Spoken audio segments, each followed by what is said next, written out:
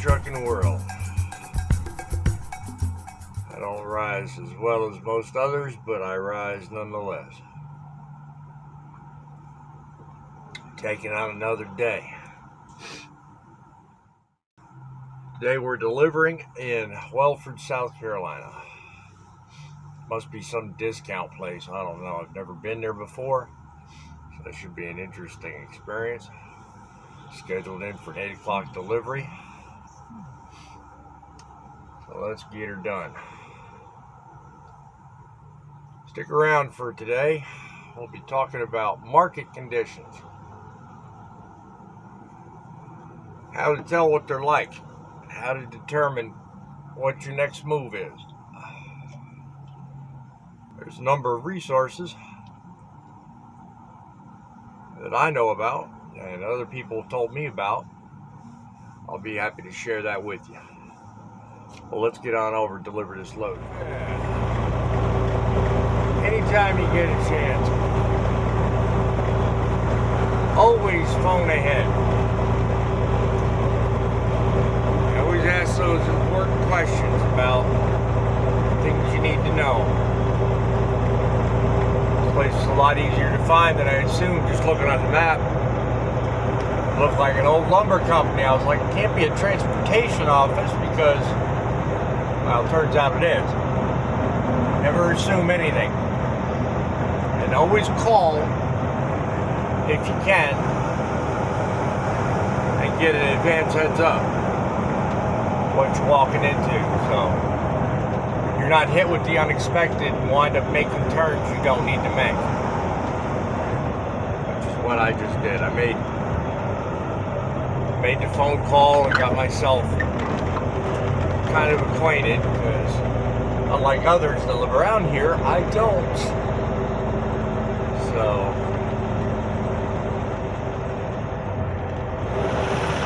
right back here, there's only 2 working doors. So I happen to pull up on one location that's only got 2 doors, and they're both occupied. Showing up on time or not, it doesn't matter. You can only do so much with 2 doors. Anyway.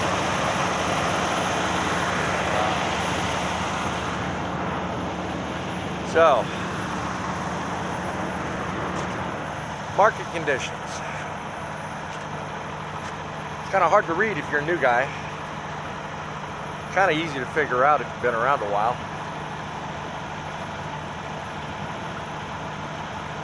One indicator, this will be my first of 3 at least. One indicator is how easy it is to get loads. Right now, with Landstar's apps and their website, it's relatively easy. I mean, just depending on where you're located at when you need to load. You know, area that I'm in right now isn't too bad. Nashville, Charlotte, Columbus, Ohio, Akron, Ohio. All the areas, Atlanta, of course. You know, bigger cities around the Midwest and Southeast, no problem getting loads. High demand, real high demand. The prices are pretty good too. I mean, there's a lot of room for negotiation. You can bid up loads, you can do all kinds of stuff. So, it's really not a problem, but when you start to have trouble finding loads, that's when you know the market's getting tight. Supply and demand, that's universal on pretty much every market out there. When the supply of trucks gets low, it's easier to find loads. You're able to bid up the loads, and as a driver you have more control over the prices. When the reverse is true, it becomes a pain.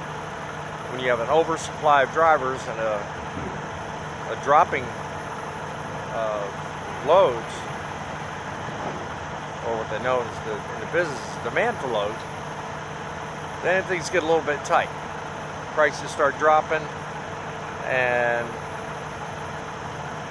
yeah, it becomes a little bit more problematic. I'll keep up the good work, man. I appreciate it.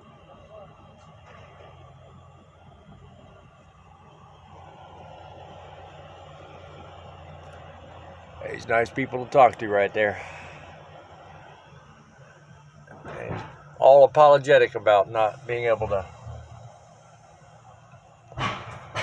get straight to me, but even as he talks, they're getting me unloaded. I got a guy dropping the ramp on the trailer right now as we speak.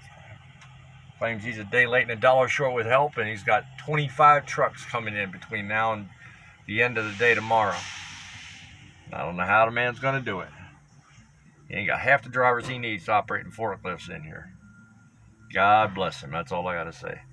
Anytime you think your problems are bad, someone else has got it worse. COVID's affected a lot of things.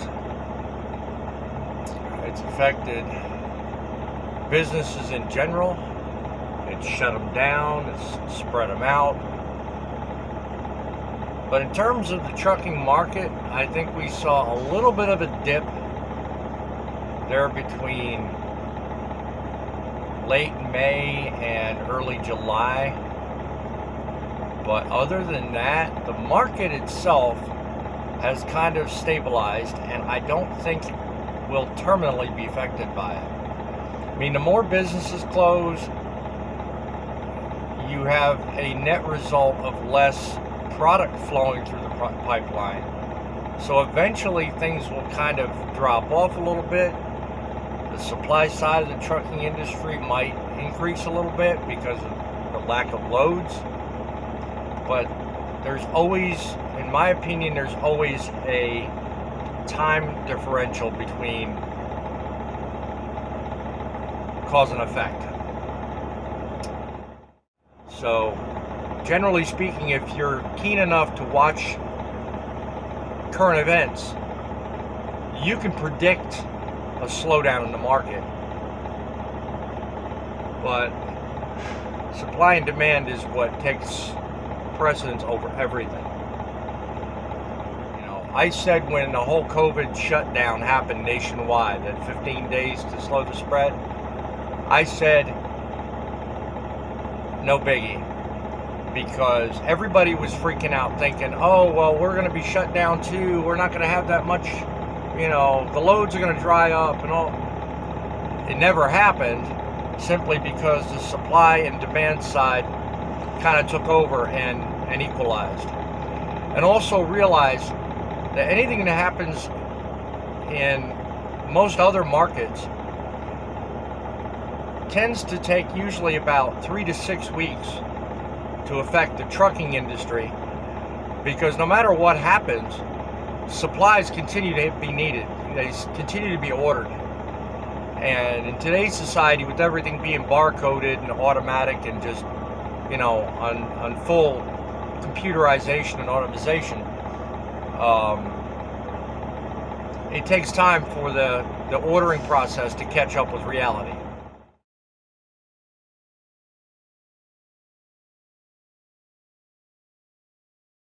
The offload there in Welford and come over here to the truck stop next door, and I scanned the load board just sitting here. There's about 150 loads within 2 hours of where I'm at, and currently there's more, but when I looked first thing this morning, it was about 150 loads. And I basically just started my week. This is my second load of the week, so I'm really not looking to make a killing on this one. I just want to get back home. So for me, the market really isn't a big problem or issue. Located a load from Shelby, North Carolina, which is less than an hour away from here. I got to pick up at 1 o'clock today and put a bid on it. Got it for $1,000. It's only 380 miles. So that's about $270 a mile. So again, I'm not looking to make a killing on it, but it gets me back home and I can spend another overnight with the kids and the wife. In terms of what just happened and what I just explained to you, the market's pretty good right now. there's a slow climb of capacity, and by that I mean drivers available for loads, and they're steadily increasing still the amount of loads available. So the supply and demand part of the equation right now is still in the driver's favor. It doesn't seem to be holding us back. For example, end of the week is better to bid for loads because you can get higher prices going through the weekends, because brokers want to get their loads covered and they don't want to be sitting there at the phones all weekend. So get what are called monthly updates. Now, we get those monthly updates about how Landstar is affected by the overall market, but there's also market reports incorporated into that from a company known as DAT Solutions. Now, they're a company that basically looks at the entire trucking industry as a whole. The number of loads, the number of drivers, the frequency of those loads running. They'll break it down into usually 3 categories: van loads, reefer loads, and flatbed loads. And they tell you exactly, how each of those 3 markets are doing in relation to overall demand of loads versus the supply of drivers. The games people play. I just called on a load that, when I deliver this one I'm on now, was pretty promising. It was a good load. I can keep up throughout the weekend, spend some time with the kids, leave Saturday night, deliver Monday morning. It was advertised 700 miles, Greencastle, Pennsylvania is a delivery. What they don't tell you in that little bit of info you see on that app is that the load includes a stop in Hagerstown, Maryland.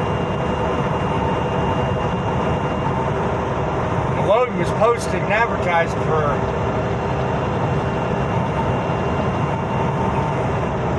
something like $1,900. So I was willing to accept that. A little over $3 a mile. That was pretty good. But then they threw in this BS about the stop.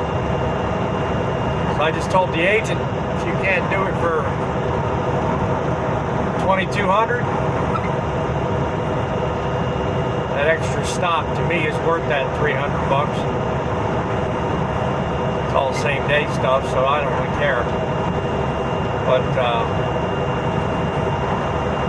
she claimed she had it advertised for $1,800. I said, well, lady, I don't know what app you're talking about, and I don't know what load you're talking about, but the load you're presenting me with right now, $2,200 or bust. If I don't hear back from you in about 20 minutes, which is the time it takes me to drive to my pickup, then you can start looking elsewhere. I'm not touching that. You don't advertise a lesser price and then try to swindle me out of money. That don't work that way. So when I've heard other people say stick to your guns and know your worth, that right there is a classic example. When you make a call and you put a bid on a load, then they change things up, claim it's less than it is, and try to get you to take that load for less than it's worth. Couldn't start nothing until after the guy walked back inside.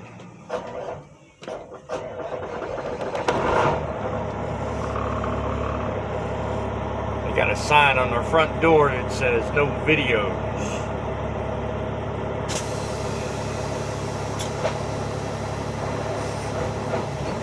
So tell them to give me the door assignment, door number 109.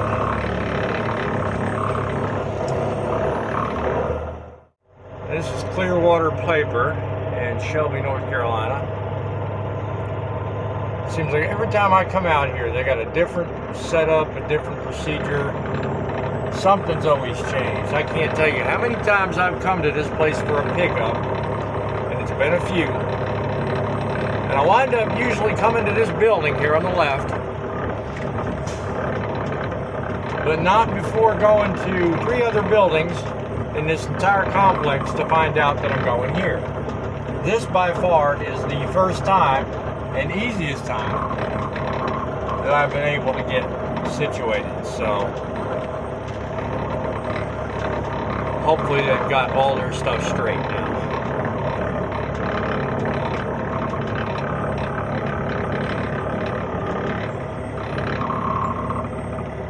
So here we get situated in the door.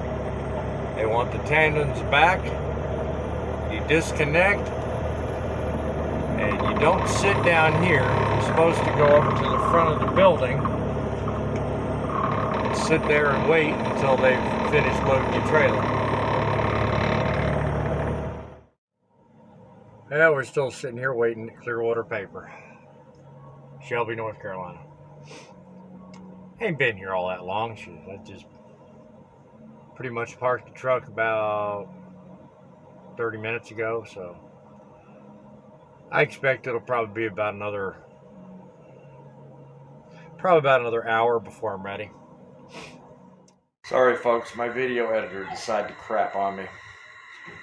One of the things I was trying to put into the video that did not make it is about truckreport.com. I use it quite frequently for things related to Cummins engines, electrical issues that people are having with trucks that are hard to fix and hard to figure out. It could be older trucks, newer trucks, it doesn't matter. And a lot of issues you wouldn't even think you know about having, you can find on this website. Like I said earlier, I rely more on websites than I do on apps, and there you go. There's the reason why. FreightWaves and Overdrive. They talk about trucking in general. They have a number of news articles. They're mostly media, but they're very helpful. You can go, you'll get references to their sites when you look at Truck Report. They put out what's called an RSS feed, which I get pretty much weekly. I get that information. Another one to look at, and I do a Google search to find this one, CDL Life. They talk about a whole host of things, but mostly it's all stories and topics related to all kinds of things with CDLs. Flatbed, large vehicle operation, you name it, it's there. If you have a CDL, you drive truck, you can find it at that website too. Something my company pushed, this is something totally separate. Something my company pushed and we're using to help us out with the ELD devices, tracking our hours and stuff like that. ATBS, and I don't know what it stands for, but that organization is there mainly for bookkeeping, accounting, and reporting. They do a lot of stuff on the logistics end as far as that's concerned. A lot of these owner-operators won't even use that, but it's a good source nonetheless because they also have articles and information on their website as well that you can use as a reference. So right there, I just threw a number of things at you. But that's where I go to get my information, and so far I've been pretty current with everything. I haven't really missed a whole lot. I think that pretty much covers it. Bottom line is, if you drive a vehicle, you pretty much know how to keep in touch with traffic and market conditions and trends and current events. Driving a truck's no different. You know, there's good days, there's bad days. You just got to feel it, know it. And if you're new to the industry, those sources I gave you, those are a perfect place to start. There's no magic formula, you just got to go with it. And the best thing is just let history guide you. If you've been through it once, you'll no doubt go through it time and time again. Meantime, be safe, God bless, and keep it between the lines. You've got an honest opinion on market conditions. I hope you use the information I've provided. I hope it serves you well. In the meantime, Be happy, stay safe, and make it count.